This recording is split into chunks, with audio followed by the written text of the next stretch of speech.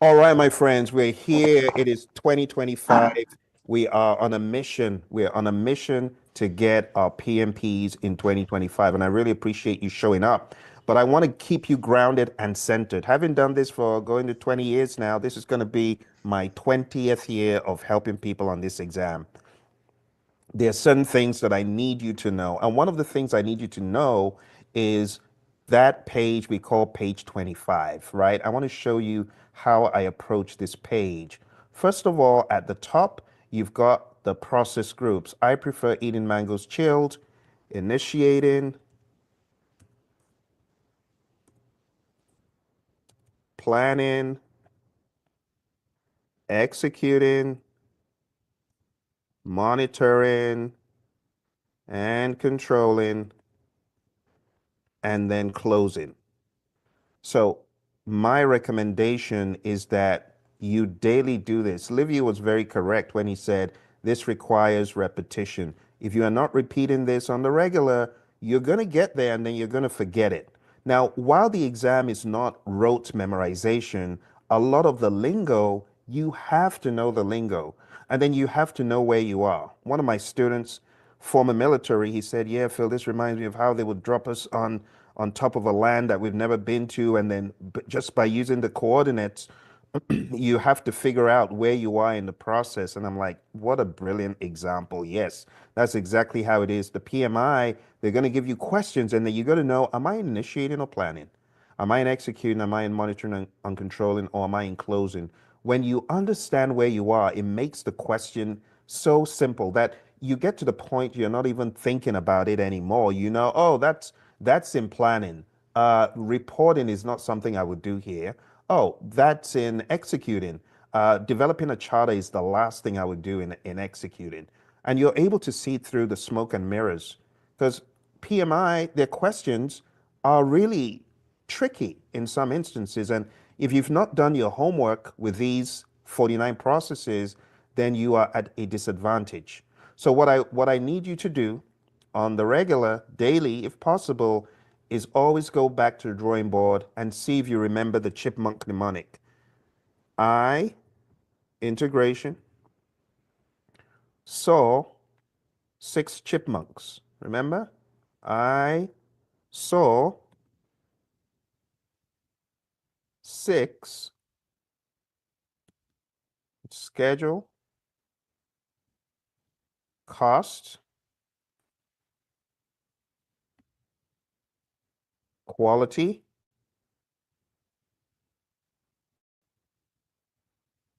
resources.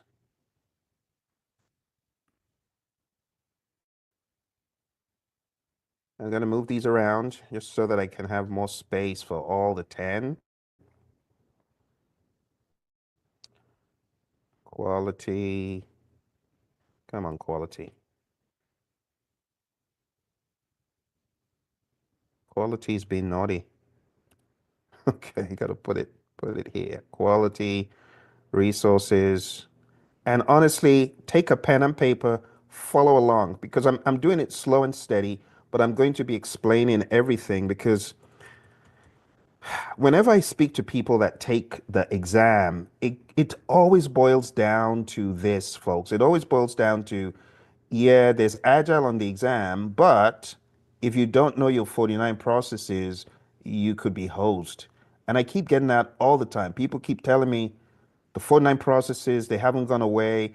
PMI, they came out with the seventh edition, yes, but the 49 processes, it still takes the cake. So communications, risk,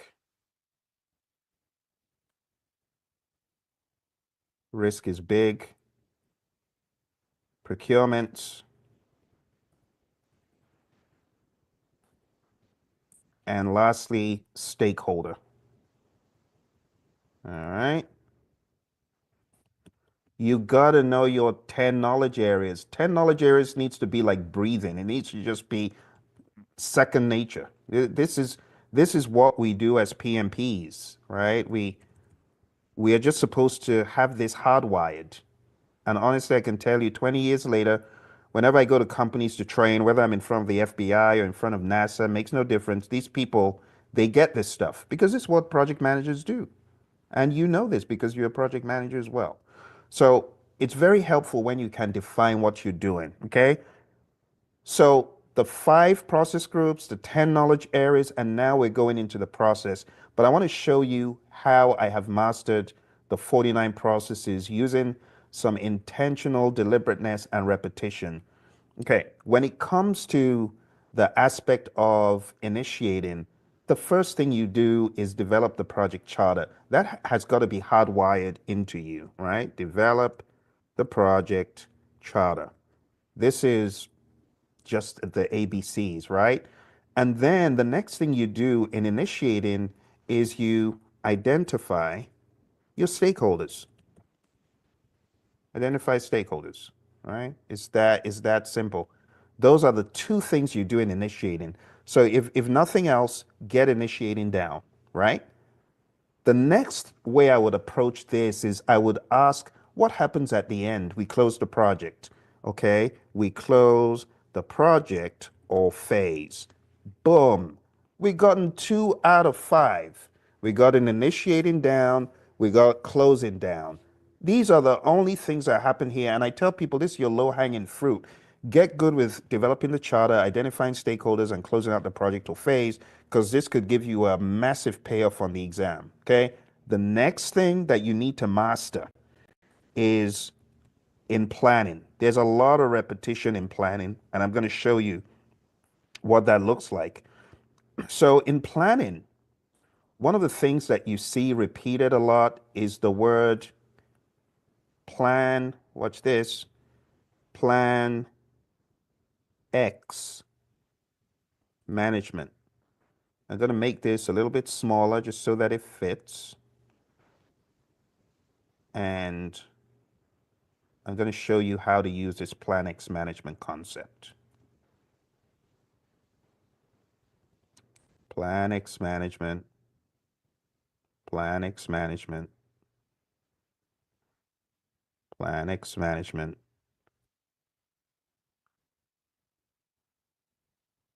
And this one is engagement. This is the only difference. Now, let's go into each one at a higher level. Okay.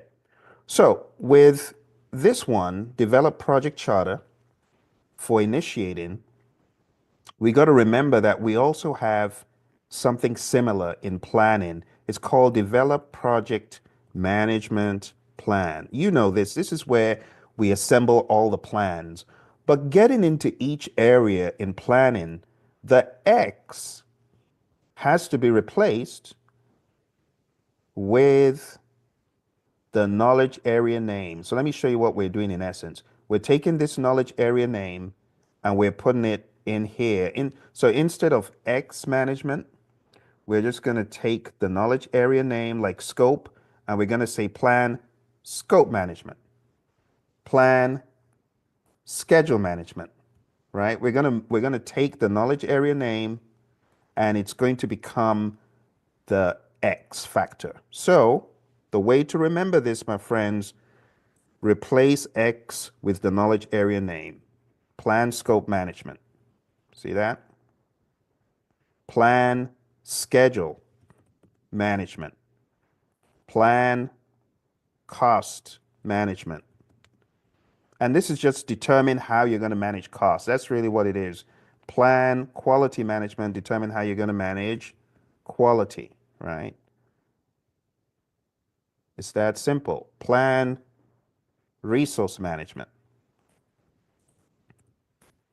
Plan communications management. See?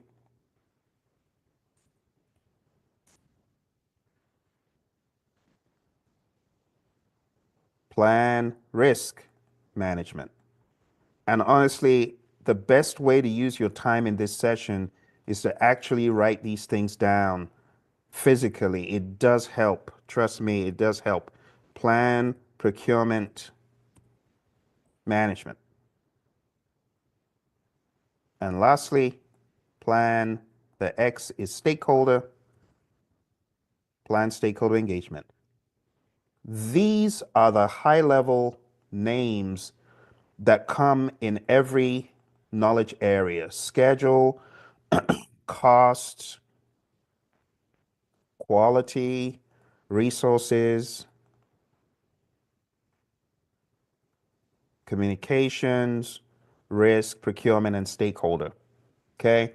When you understand that there's a kind of framework that just repeats Planx management, it becomes easy to say, okay, I got to plan schedule management. What am I doing? Planning how to manage the schedule. I am not building the schedule yet. I'm just planning how I'm going to manage the schedule. Or I'm just planning how to manage costs. That needs to be the mindedness in all of this. Okay.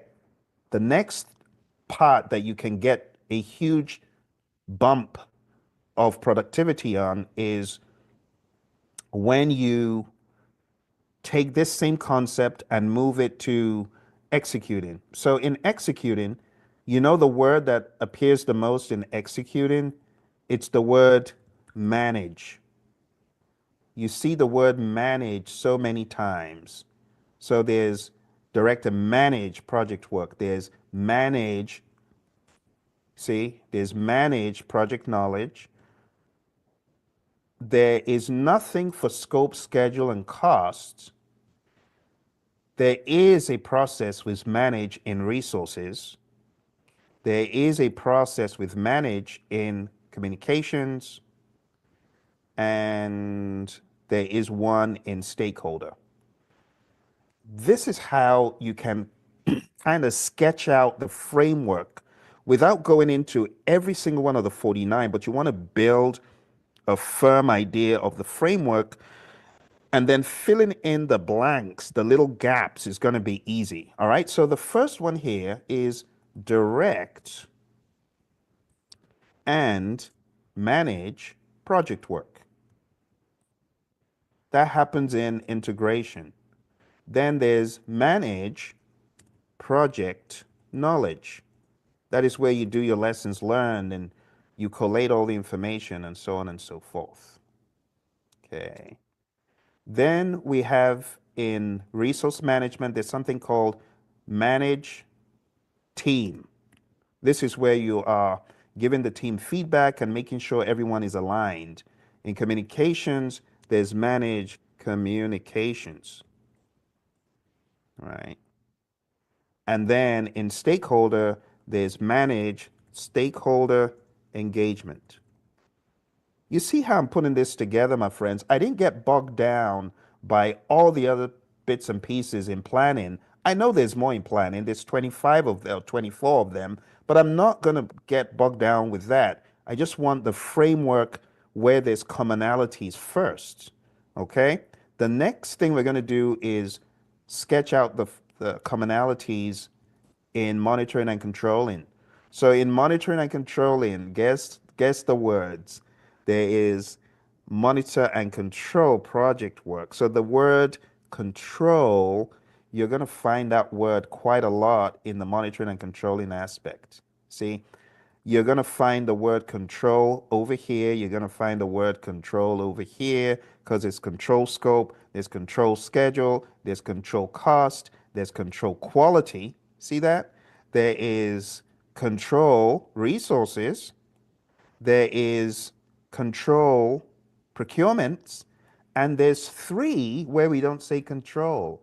We use the word monitor because there are humans involved in communication. We don't want to say we are controlling people's communication. So we use a softer word monitor.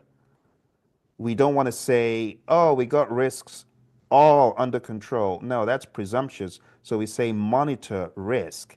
And then we don't want to say we control our stakeholders' engagement. So we say we monitor it.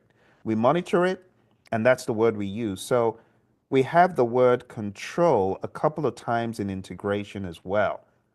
Honestly, when you look at these commonalities, this table becomes easy, right? So monitoring and controlling, we have monitor and control project work. And then we have perform integrated change control. You see the word control appearing there again? And here we have control scope. Here we have control schedule. And this just speaks for itself. Honestly, you can apply this to any project. Controlling scope just means preventing scope creep. Controlling schedule just means keeping the team on track. Control cost just means making sure you're not going over budget. Control quality just means you're doing an inspection, making sure before you ship out that product or before you implement that service, it is indeed fit for use. Control resources is all about the physical. This is not about the team. This is about the physical resources. Monitor communications just means ensuring that your communications plan is working, your actions to engage the stakeholders through communications is actually working. And then we have monitor risk, which just means making sure everything is what we thought it was. And if it changes, you update your risk register. Control procurements is ensuring that your contracts with these vendors are indeed going according to plan. You're getting what you paid for at the right time. And then monitor stakeholder engagement. Just making sure that your stakeholders are engaged. Boom! Count them. 1, 2, this is about 12, 13, 14, 15, 16, 17, 18, 19, 20, 21, 22, 23, 24, 25, 26, 27, 20, 29. Come on now. 29 out of 40, 49 are just rote. They're rote. They're things that you can just say plan X management, control X, right? I didn't really spell it out. This is really more of a control X or monitor X, right? Control X or monitor X. That's the mindset. So when you understand the key words in each aspect like this, so for executing, the word is manage, right? M for manage. For monitoring and controlling, the word is control or monitor. For planning, the word is plan, X management, plan. And then all you do is fill in the gaps. But instead of approaching the table just trying to aggressively cram everything from scratch, it might help you to understand plan X management, control X, and manage X, wherever you find the word manage. Now, how do we fill in the rest of these things? Okay, let's go over them one by one. We'll do them by knowledge area this time to fill in what is missing. Okay, so how do you fill in integration? Well, for integration, you got to ask the question, what is missing here?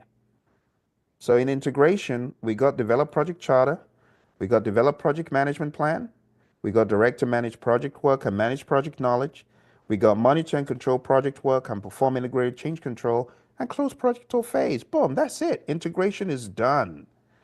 Next, we go into scope management.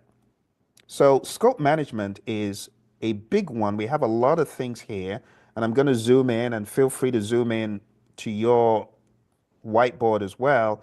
But we have plan scope management, then we have collect the requirements, and then we have define the scope. So collecting requirements is creating a requirements traceability matrix that tracks requirements to their origin. Then we have define scope. This is where you list out the exclusions, the inclusions, and the detailed deliverable description. And then you have create the WBS, create the work breakdown structure. So those are the missing gaps in scope. But when you have at least an understanding of the first thing you do, plan X management, everything else becomes gravy. Then we go on down to the monitoring and controlling aspect. We have control scope, but before control scope, the PMI will list validate scope. So validate scope is where your customer, remember, validate scope. This is your customer checking the deliverable to make sure it conforms to their requirements and it's indeed what they want. That's validate scope. Control scope is where you're preventing gold plating and when you're ensuring that whatever changes are coming are effectively controlled through a change control board, a CCB. Okay. All right, let's go on to schedule management. Schedule management, the first thing we do, we plan schedule management, and then we're going to define the activities. What needs to be done, a task list. We do this all the time.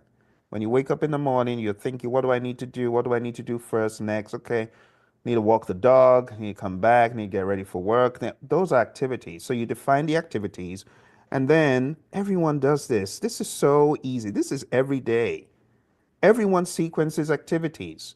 You don't eat dinner before you drive to work. Well, depending on the time of the day you're working.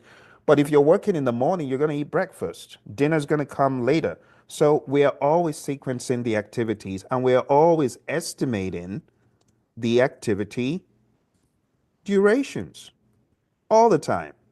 You're always saying, "Oh, how long is that going to take me?" You try to go to the post office during your lunch hour, and there's a crazy line, and you're estimating the duration. This is going to take upwards of 30 minutes.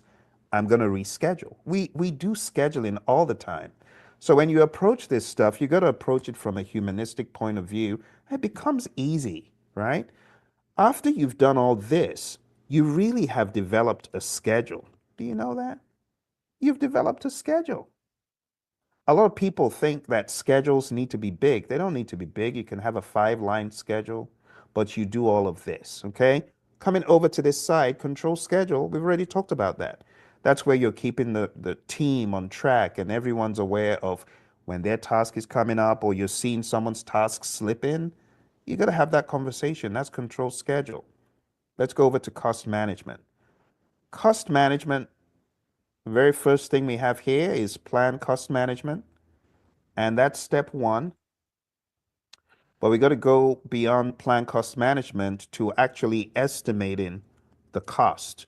So each line item, you got to ask, what does that cost me? And then you got to roll it up into a final total.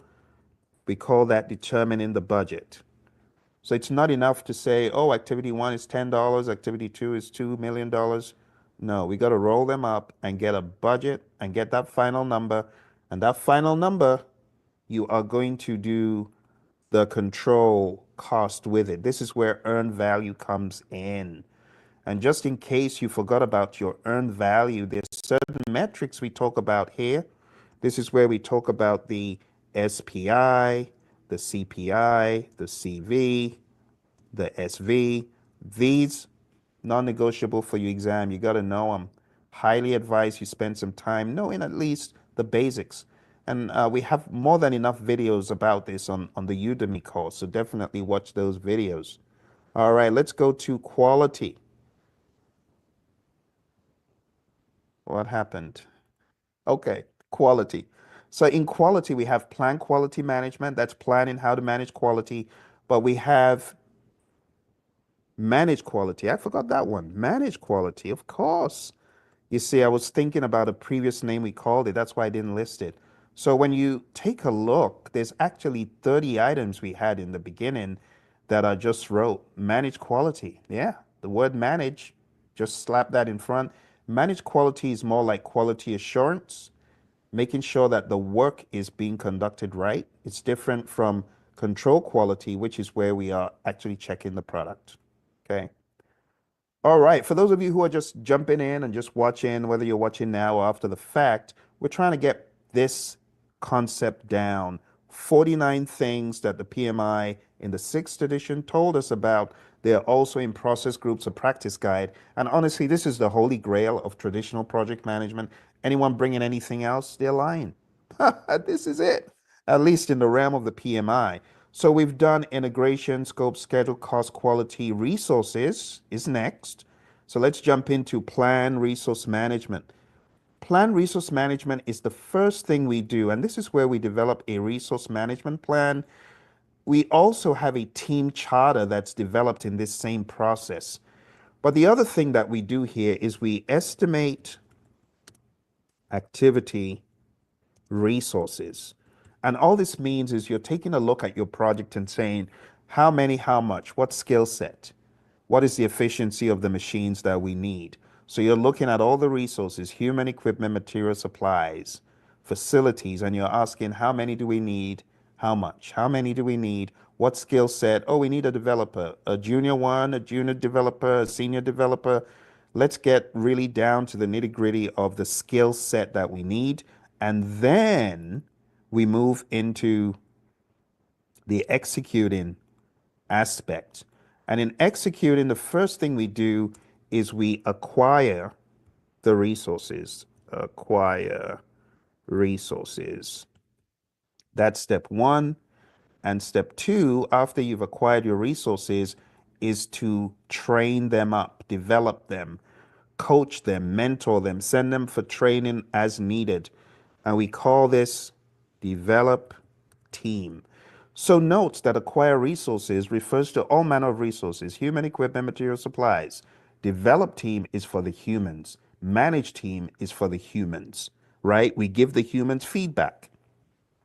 This is what I've observed. This is what we've observed. The team is performing well, or the team is not performing well. And as a result of the feedback you give in managed team, the team knows how to up their game. Or you could say, Phil, we sent you for anger management training. You've still been showing hostility to your fellow team members. You need to go back for training. So this is where you give feedback and then you determine the next course of action to help the team grow and develop and perform.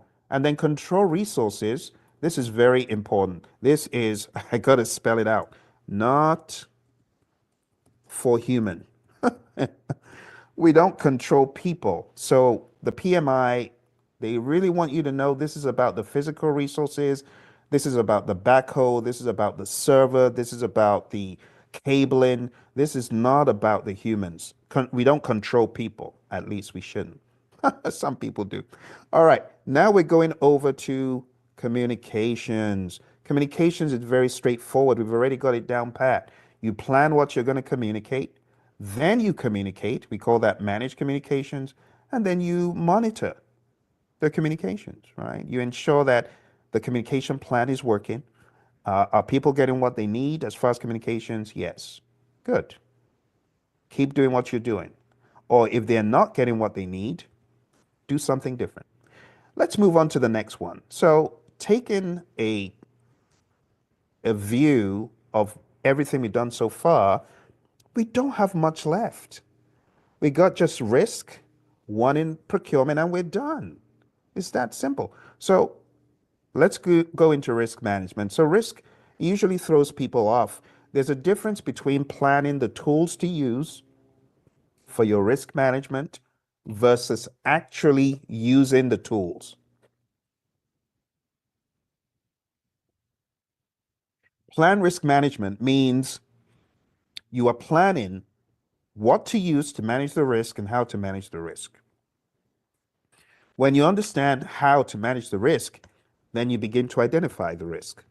Identify risks. Put them in a risk register, right?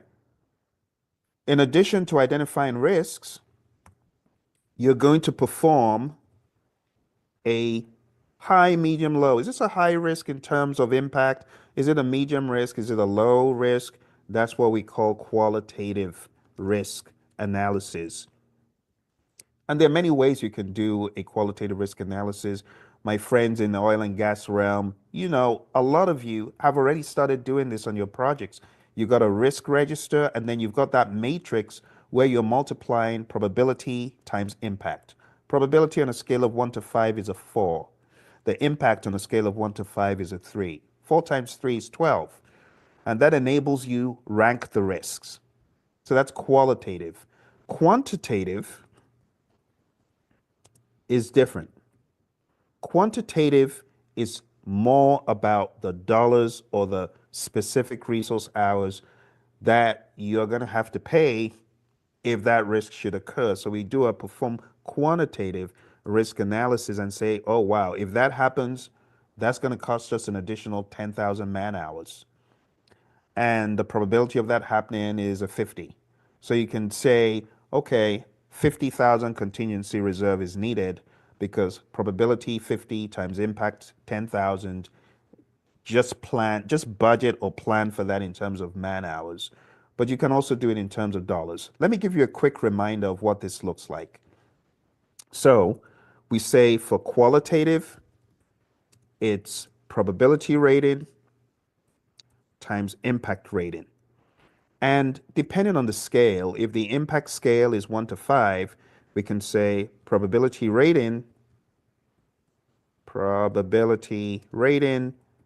we can say, okay, it's a 4, impact rating is a 3. And mind you, all of these are very well defined in project management. The probability rating and the impact rating in terms of severity, all of that should be defined for you. So someone in on your team should know, oh, we make it a 4 if it's a high probability, like we're 80% sure. The impacts, we make it a 3 if it's going to change our schedule by 25 or 30%. We make it a 3 in terms of impact if it's going to impact our cost. And you're very specific. And at the end of the day, we call this a risk score. And your risk score is going to be a 4 times 3, right? That's qualitative. And qualitative is all about the risk score. Qualitative risk score. Qualitative risk analysis is all about the risk score, and this is a 12. So you do this for all your risks, and you use this to rank the risks. That's qualitative. So that's just one of the very many things you do in risk. But you can also have the quantitative approach.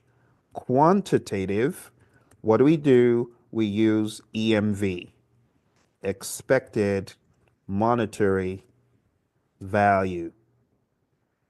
And EMV is probability times impact, right? But it's probability in dollars times impact. Oh, I beg your pardon. Probability in percent times impact in dollars. Okay. So assuming you're looking at a risk and maybe there's a 30% chance of a risk and a 1 million impact. Your expected monetary value, also called risk magnitude, is going to be equal to 30% times the 1 million. But bear in mind that to simplify it, it's 0.3 times 1 million. And that's going to be equal to 300,000.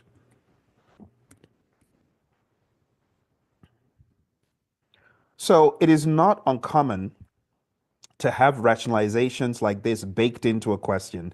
They may not even be asking you about the EMV. They may just be asking you a question related to EMV, but you got to understand the difference between qualitative and quantitative.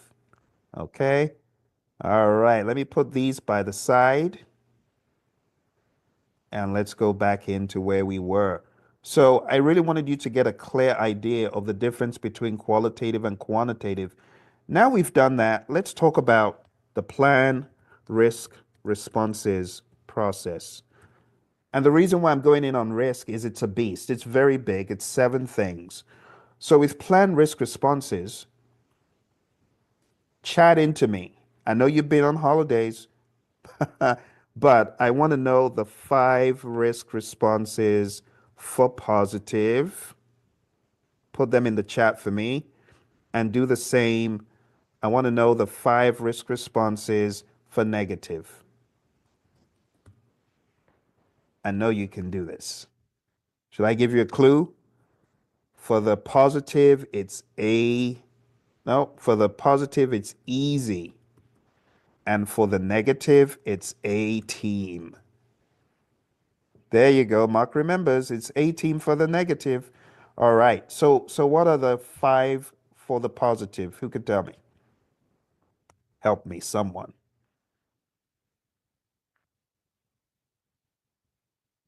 Let's see if those brain cells are working.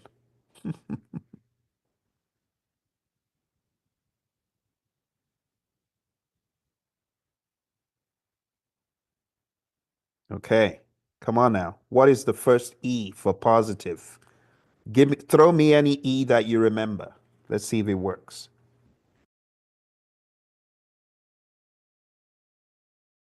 Thank you, Thelma. That is very correct. Escalate. Escalate is a good one for positive. Yeah. We found an opportunity, boss. We don't know what to do with it. It's beyond my pay grade. Help me. That's what you're doing there. That's escalate. Thank you. Then we have accept. Very good. Okay. Escalate, accept. Uh-huh. What is the S? Come on now. You know what that is. That's an easy one. S is easy. If you're not a greedy person, you do that one all day long. What happens when your hungry sibling asks you for food? Yes, thank you, Thelma. You share, you share the food. Maybe. Depends, but yeah, share. And what are the last two E's? Come on now. There's a couple of E's. Come on now. What is the most aggressive of the E's? Where you ensure you aren't taking no prisoners, we're winning this contract. There's no way we're losing.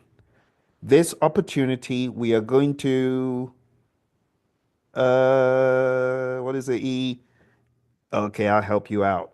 Exploit. Exploit. When you exploit an opportunity, you are 100% in it to win it. You're doing everything possible to ensure that that positive risk does happen 100%. No ifs, ands, or buts about it. And then we have another E, which is a milder version, enhance. So you wouldn't eliminate a positive risk, you would exploit it. You want it to happen. So the mindset needs to be, yeah, this is 100% going to happen. Yes. So that's for positive risk. So we've got enhance is where you increase the probability or impact of a positive risk occurring, but you're not being as aggressive as exploit. Exploit is super aggressive. You're putting your best people, all your resources that you can to ensure that that positive upside risk 100%. There is no way we're not going to win this contract. There's no way that we're not going to win this additional business. That's exploit. Enhance is, oh well, let's make some efforts to get this business, but it's not as aggressive. It's not 100% guaranteed in your mind's eye. Exploit is. So the word eliminate comes into play with the negative. So now we're going to talk about the negative risks. All right. So let's do this over here and let's talk about the negative. And I'm going to make the negative a different color for emphasis. All right. Who remembers 18? Come on now. You got to remember this. You do this every day. You're driving down the freeway, you meet a crazy in the street. What are you going to do when you meet a crazy? A, what do you do? Tell me the A word. You meet a crazy person. Thank you, Jamie. You avoid. You meet a crazy person, you avoid. And then what happens if you're working on, let's say, a home building project and there's a risk and you have a mortgage? Yeah, they want you to purchase something. Yes, insurance. And thank you, Mark. That is transfer. Yes. Insurance is a good example. Thank you. I see another one from Mark. Mark is on fire on this one. This is escalate. Yes, we also escalate negative risks. And I see another one. Thank you, Mark. There's mitigate as well, which is a reduction. Thank you, Thelma. Mitigate and accept. You got it. So let's put accept in there. Accept is doing nothing, and mitigate is a reduction of probability and or impact. Five. And guess what? On the exam, they're going to paint a picture and say, this is happening on the project. What should Jamie do? Should she avoid? Should she transfer? And some risks you can't avoid, right? Some you can mitigate. Some it would make more sense to transfer, especially if you can get insurance or performance bonds or things like that. And that, my friends, is what you do in plan risk responses. We spend a lot of time talking about just planning the responses, but I know that the PMI back in the day and even currently, they are very fond of these. So when you get your response, the next thing you do is you implement it. Implement risk responses. And implement risk responses is where you take that plan to avoid or escalate or transfer and you actually do it. I'm really impressed. You folks remembered quite a number of them. Very well done. Good job. See, you didn't forget everything. You still got a lot of it left from the holidays. Okay. The next thing that we're going to talk about is procurement because implementing risk responses is just second nature, and monitor risk is where you're checking to see has anything changed? Do we have some new risks? And you know, a lot of project managers they make this mistake. They don't monitor risk with the team. They're like, oh, let's just have the meeting and leave. No, you should talk about risk as a team and say, is there anything new? You know, one of the things I like about what they do in your firm, some of you, is you have those safety moments or what do you call them in your company where you take a moment out in the beginning, you got different names for it, but we take a time out and we talk about things we might have seen that are risky and say, hey, beware, you might want to be aware of this. Someone had a fall or equipment fell and narrowly missed someone, so beware. Toolbox talk, thank you. Things like that. That's what I'm talking about. That's really a form of monitor risk. Safety moments, thank you. Yes, exactly. That's exactly what I'm talking about. So we should be monitoring risk and updating our risk register at all times. And if the probability rating or the impact rating changes, we should be updating that at all times. Okay. And if an event occurs which we didn't see coming, we should alert people in our lessons learned. We should have like a workaround where we think on our feet and find a solution. All right, let's go to procurements in the interest of time. All right, so we plan procurement management and then we conduct is the word procurements. And conduct procurements just means we are selecting a seller or sellers, and control procurements means after we've selected the seller and awarded the contract and conduct procurements, control procurements is where we need to ensure that the contract is going according to plan. There's no deviation. If there is, we need to have a conversation. If they're going to be late, to have a conversation. And this is where we also have these, uh, what should I call them? Claims administration. If there's any claims from either party, it needs to be discussed and ironed out. Last one, my friends, is stakeholder. We're going to identify the stakeholders. We're going to plan how to engage them. Does anybody remember any of the documents that we use to plan our stakeholder engagement? Don't tell me stakeholder engagement plan. Tell me something different. What do we use to plan our stakeholder engagement? Throw me anything you remember from stakeholder. X and Y axes. What's that? What's the stake? That racy chart. Racy chart is responsibilities, uh, responsibility, accountability. No, I'm mixing them up. What is the racy Uh, again? uh, Rich. responsibility as no. Accountability Oh, and accountability, and consulted and informed. there you go. Very good. So that is one way we can actually get more skin in the game. Thank you. The racy chart is a good one. But what is the traditional one that we talk about in stakeholder exclusively? Because you know the racy chart belongs more to the realm of resources and Interest, thank you. You got it. interest, interest. What's the first word? Who can help him? Help Mark out. What's the P word? Uh, power Thank interest you. The matrix. power interest grid, the influence impact grid. Oh, thank you, Jamie. Yeah, good stuff. Good, good. I'm trying to push it a little bit here to get you to remember. Then we have managed stakeholder engagement where you are communicating with a stakeholder, you're working with them, you're getting them engaged. And you know the signs of a disengaged stakeholder. One of the things that I was looking for in planned stakeholder engagement is the seam. Who remembers the seam? Come on now.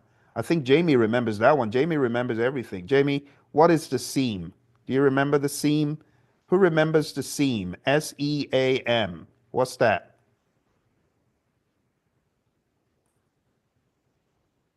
Come on now. I know you didn't leave that in your Christmas present. Someone remembers that. Why don't you GPT it? Those of you AI fanatics. I know Thelma is an AI fanatic. Thelma, good, GPT, Gemini it. Gemini it and tell me what is, let's see how intelligent Gemini is. Gemini, what does SEAM stand for? Come on now. Someone's got to remember that one. That's PMI Holy Grail. The seam.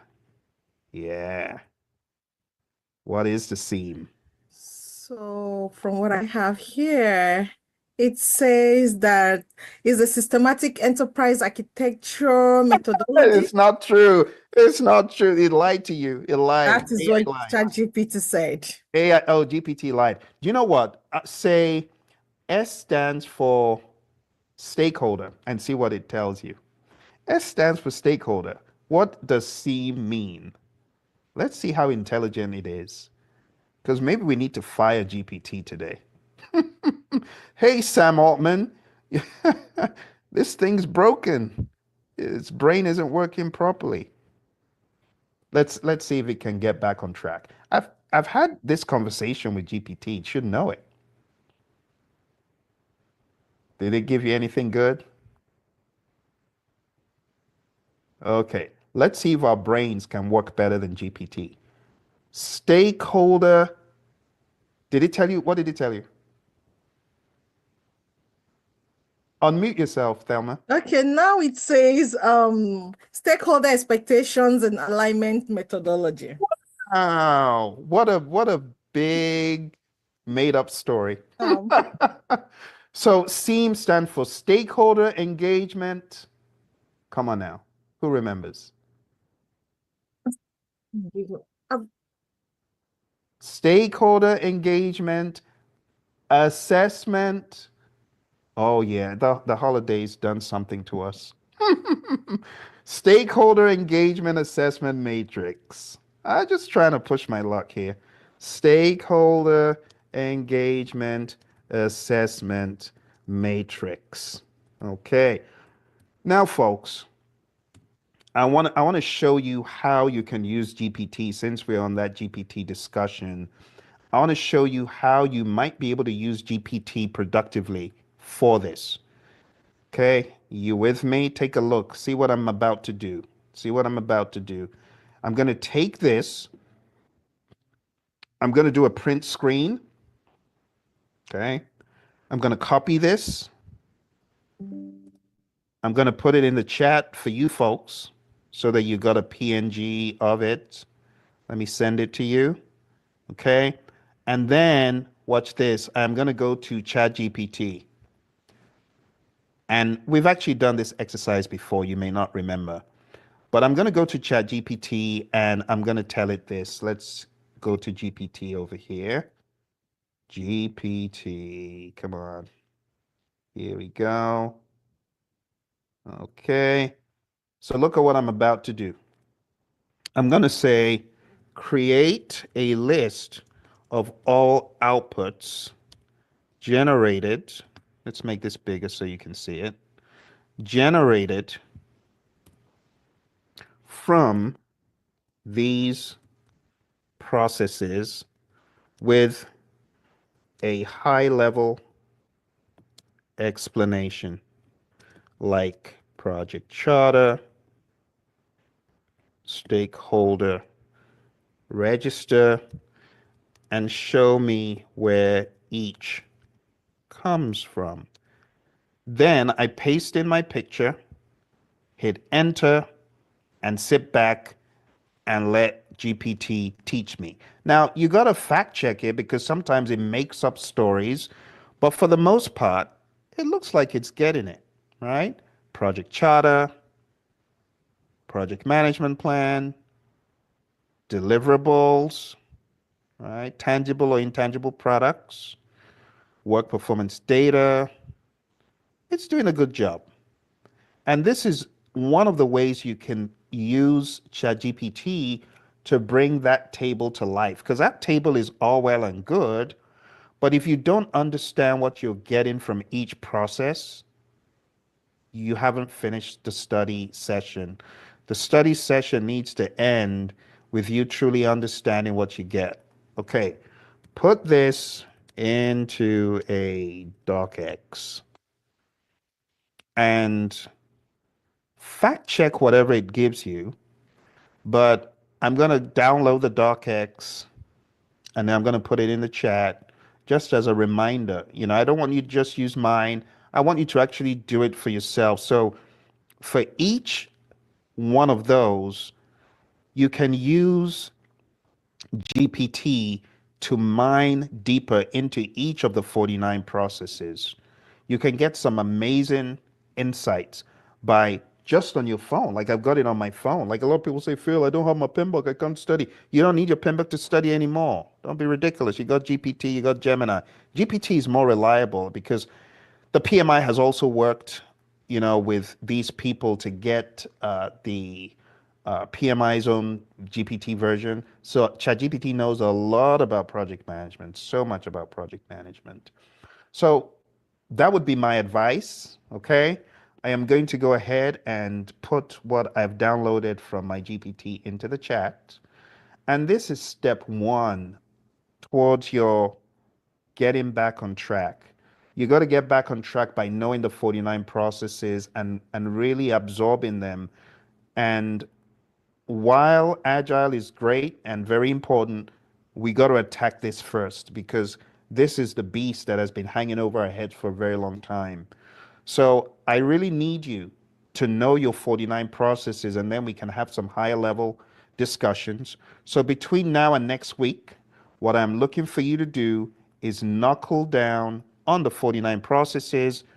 The other thing that I need you to do all throughout this week is I need you to go to your project management doctor site, which you all should have access to from our class. I need you to go in there and here's a quick reminder of what is in there because this is going to help you organize your studying. Okay, so when you go into project management doctor, you see my scores. I need you to make sure all of these say everywhere from 70, 90, 80, but all these ones, like these ones I failed, I got to click on the ones I failed and I got to retake the quiz. Boom, I can retake it. And just remember when you get done with every quiz, it's not just about doing the quiz, it's about understanding why you got the answer right or wrong. So when you submit, just remember this is step one, and it's not about the score. Okay, I got a 0. What am I going to do about it? I'm going to review the answers and I'm going to hyper focus on why I got them wrong and I'm going to close the gaps and then I'm going to move to the next one. And that needs to be your MO. You need to do it, go back to the drawing board, check why you got it wrong, leave it for a few days, go back, rinse, repeat, make sure that you truly understood why you got everything wrong or right. Okay? With that said, my friends, I want to respect time about a minute over. I want to go ahead and stop the recording. And if there are any questions, I want to answer those questions. But make sure you study that page, right, with all the processes. Come back next week knowing it. Those of you who have your exams coming up in Q1, you got to know that stuff. And then next week, we're going to address the world of Agile. So I need you to really get this one down pat so we can build on it, go into the world of Agile next week. But before then, I also need you to be hitting the project management site with all of the quizzes. You got about 40 to 50 quizzes and mock exams. Rinse, repeat, take them relentlessly, be a savage, and before you know it, you're going to be a PMP. All right, my friends, thank you very much. I'll go ahead. All right, any questions before we go for the evening? I know everyone wants to go finish their weekend. Thank you, Raina Brown, for coming through and watching the stream. Anybody else got any questions or concerns? What about my friends on Instagram? Hannah Kamara, thank you for coming through. Adre Label, thank you for coming through. Boafo, Dwight Wellens, thank you for coming through. Oposi, Nano, thank you for coming through. So if you got any questions, now would be a brilliant time. No questions? Okay. So you heard what I told the team, right, on that video, the team on that video. Good. This is what I told them, and I want you to practice the same thing, because those of you getting ready for the exam in 2025, I need you to understand it is absolutely doable, and I'm going to show you how to do it one more time. I know you heard me tell them to do certain things, but this is what I want you to do. Number one, your first week, I need you to tackle the people domain. That's week one, right? People domain has got 14 tasks. Tackle them squarely. You can study 2 tasks a day in people, you're going to be done. Week 2, study the process domain. There's 17 tasks. I need you to study on average 2 to 3 a day. You're going to be done week 2. And week 3, business domain, we have only 4 tasks. I need you to get those 4 tasks done in week 3. And then week 4, I need you to put everything together, take a look at a mock exam, do a reliable, dependable, realistic mock exam that will give you some agile questions, hybrid questions, and predictive questions. And when you get to that level where you are getting the recommended score, like on our mock exams, it's 70, right? If you get a 70, really, really difficult, you know that you've achieved success. And for other sites, it's different, okay? If you're studying the people domain, here's your week 1. Let me give you your week 1 in summary, okay? Week 1 in summary. Week 1, you got to study all of this: building a team, defining ground rules, leading a team, building a shared understanding, ensuring team members and stakeholders are adequately trained, mentoring relevant stakeholders, empowering team members and stakeholders, managing conflict, engaging and supporting virtual teams, collaborating with stakeholders, right? Addressing and removing impediments, obstacles, and blockers, supporting team performance, promoting team performance through the application of EI, and negotiating project agreements. It's that simple. Now, if you haven't already signed up for my 30-hour free training on YouTube, you can get it at pmp.pmradio.org. I'll put it in the chat. This is a free, actually, it's going on 50 hours of content. You got to go through the process and you'll come out knowing this stuff. Again, this is on YouTube. My friends on Instagram, let me put this in here for you as well. This is free, right? All the videos are already up there. We got a video for every single task, okay? And all you need to do is scroll down and look for day 1, day 2. We got day 1 to 40 on there, all right? So this is what I need you to do week 1, okay? This is people. Week 2. Week 2, I need you to amp things up, and I need you to know this table. Just like I was telling them. When I say know the table, you got to be able to explain it to your real world projects and apply it to your real world projects. And then I need you to know this table, which is in the Agile Practice Guide. I need you to understand why we say incremental is dynamic requirements. Why do we say agile is dynamic? And why do we say incremental is one time per iteration and things like that? So if you haven't read the Agile Practice Guide, you need to. And then you need to also know your continuum of life cycles to know when to be predictive, incremental, agile, or iterative. I also need you to go through the content that I have out there on YouTube, Google PMBOK Guide Mainline. I need you to understand the flow of processes from developing the project charter to closing the project or phase. Just Google PMBOK Guide Mainline. You find the most recent one, know it. I also need you to understand how Scrum works. Download the Scrum Guide at scrumguides.org.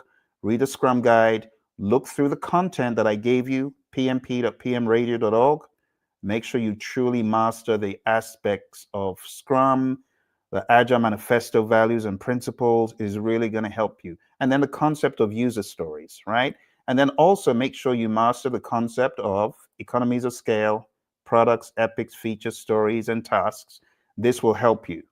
When you understand all of this, the process domain will make a lot more sense. So the process domain has got 17 things to do.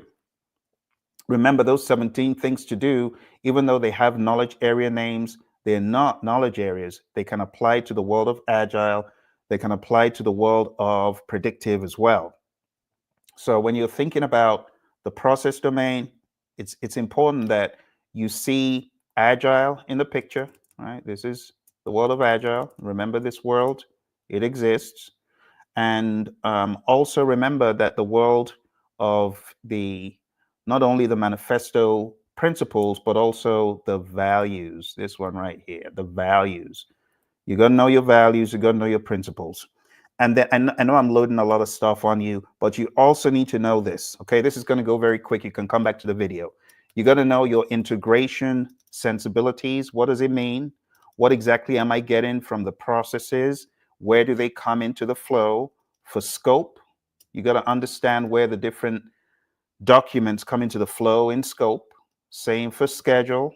You got to know where the different artifacts come in and what exactly they do for you. Same for cost, right? Same for quality. And you can come back and pause and just go over. Same for resources, 6 things here. But it's not just cramming the names of the things. You got to know what the artifacts do for you, okay? Not only is this going to help you on your PMP, it's going to help you in the real world, okay? It's going to help you add value to firms.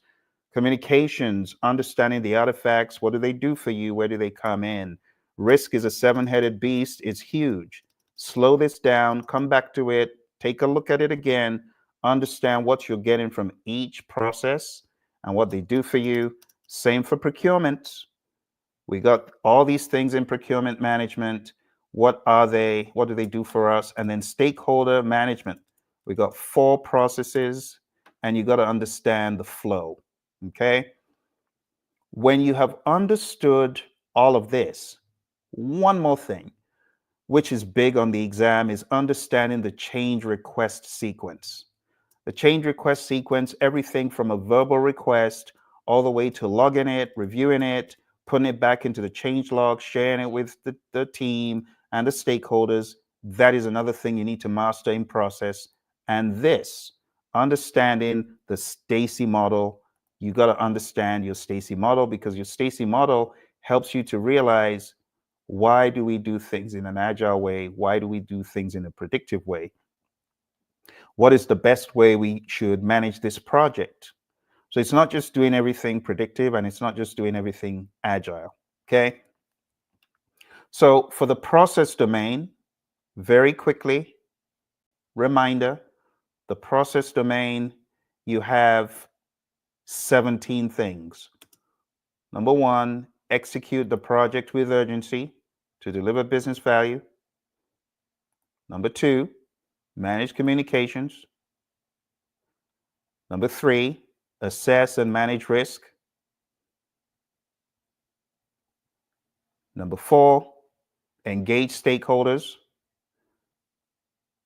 Number 5, plan and manage budget and resources. Number 6, plan and manage the schedule. Number 7, plan and manage quality of products and deliverables. Number 8, plan and manage scope. Number 9, integrate project planning activities. Number 10, manage project changes. Number 11, plan and manage procurement. Number 12, manage project artifacts.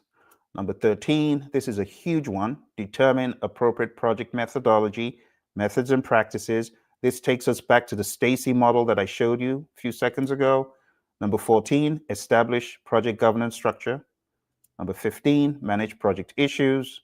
Number 16, ensure knowledge transfer for project continuity. And number 17, plan and manage project or phase closure or transitions. With all of the stuff I showed you, 1 week, if you've been through general PMP training, you should be able to pull this off. Put in 2 to 3 hours a day, knuckle down, do it. You got to make the sacrifice, my friends. If you're not making the sacrifice, you're not going to move very far. And then you got to bring family along for the ride. You got to bring your stakeholders along for the ride, which is family. And you got to explain to them you need their help and their assistance and their support. The final thing I need you to do, which is week 3, is the business domain. You got to understand compliance. That's number one. Number two, evaluate and deliver project benefits and value. Number three, evaluate and address the external business environment changes for the impact on scope. And lastly, support organizational change. I know I'm throwing a lot of stuff at you, but I need you to do this for your sanity. Get certified, move on. Get certified, move on, my friends. And you will be in the land of PMP where you go for interviews. Not even that, you get called for interviews and you can actually go for interviews, because it's no love when you're being rejected all the time. They're putting your resume at the bottom of the stack. How frustrating. I've been there trying to break into these companies, and they're like, oh, well, sorry, you don't have the qualifications, you're not PMP. It's very demoralizing. But the moment I got PMP, Honeywell came looking for me. I showed up for the interview and I became an earned value management expert, adding value to a firm that I only dreamt of joining. And then I worked in defense and space. With my PMP, I was able to move across, jump across departments from defense and space to IT effectiveness. I was there for another year and a half. I'm telling you, my friends, PMP is a game changer. If you get your PMP, you can go anywhere. If you don't have your PMP, you can go some places, but there's some places they ain't gonna open that door. That door is gonna stonewall you. It's gonna be looking at you. Who are you? You don't have your PMP. It's not a good place to be. But I've been there. I've suffered a lot of rejections. But the moment I got certified, the game changed. You hear me talk about it. I'm excited about it. And I want you to get certified as well. So do what you need to do. I wish you all the best in 2025. Could be your year of big change. Kaizen could be your Kaizen year. All right, my friends, you take care. Thanks for coming through. I'll see you again very soon. Bye for now.